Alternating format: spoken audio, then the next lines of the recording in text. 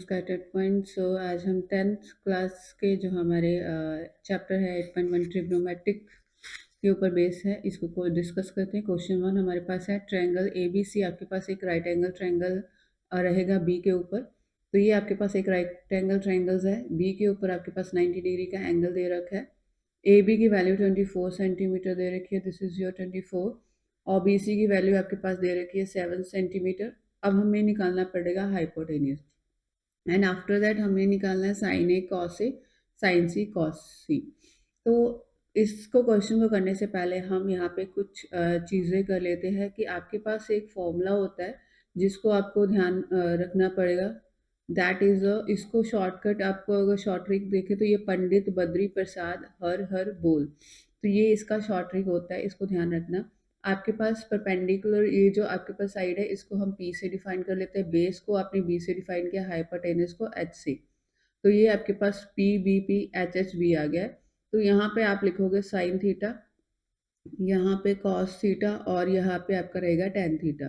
Sine theta का मतलब है दैट इज P/H। तो यहाँ पे आप इसको डिफाइन कर देते हो, साइन थीटा आपके पास क्या रहेगा P/H रहेगा। सिमिलरली अगर मैं कॉस थीटा को डिफाइन करूँ वो तो B/H रहेगा, दैट इज B/H। सिमिलरली अगर मैं टेन थीटा की बात करूँ तो मेरे पास P/B रहेगा, दैट इज P/B रहेगा। अब देखिए साइन थीटा जो होता है, साइन थीटा वो होता है रेसिप्रोकल ऑफ कॉसिकेंट थीटा, ठीक है। तो अब साइन का अपोजिट मेरे पास क्या रहेगा, दैट इज कॉसिकेंट थीटा। तो यहाँ पे आप कॉसिकेंट थीटा लिख सकते हो, तो वो रहेगा H/P, that is H/P। Similarly अगर हम बात करें कॉस थीटा की तो वो होता है सीकेंट थीटा का रेसिप्रोकल्स, तो वो रहेगा H/B। यहाँ पे आप सीकेंट थीटा लिख सकते हो। और टेन का रेसिप्रोकल होता है that is the cot theta, जो रहेगा B/P रहेगा। इनको ध्यान रखना है, इसी के बेस पे आपके ये सारी एक्सरसाइज के क्वेश्चन हो जाएंगे। तो यहाँ पे इस क्वेश्चंस के अंदर सबसे पहले हम AC निकालते हैं। तो यहाँ पे पाइथागोरस थ्योरम यूज करेंगे, दैट इज हाइपोटेन्यूज की square that is equal to perpendicular square plus में आपके पास क्या रहेगा बेस की स्क्वायर। अब हाइपोटेन्यूज तो हमने निकालना है, जो AC का स्क्वायर है वहां जाके क्या हो जाएगा, रूट हो जाएगा, ठीक है। और आपके पास जो AB है, AB की वैल्यू कितनी है, दैट इज 24 की स्क्वायर रहेगा, ठीक है। और आपके पास जो BC है, BC की स्क्वायर कितना हो जाएगा, 7 की स्क्वायर। तो अब आप यहाँ से देखिए आपके पास 24 की स्क्वायर कितना आ जाएगा, 24 की स्क्वायर दैट इज द 576 और 7 की स्क्वायर कितना हो जाएगा 49, ठीक है।